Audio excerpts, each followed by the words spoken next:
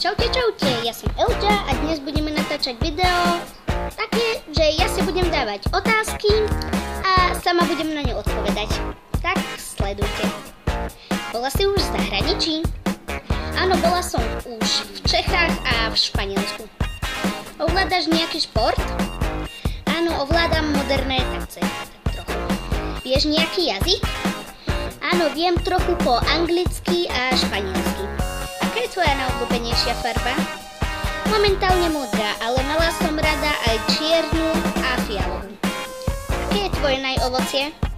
Jednoznačne broskyne. Bývaš často chorá? A nie. Si rodená Slovenka?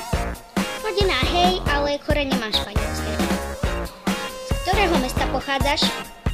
Pochádzam z Nitry, ale istú dobu som žila aj v Španielsku, asi nejaké 3 mesiace.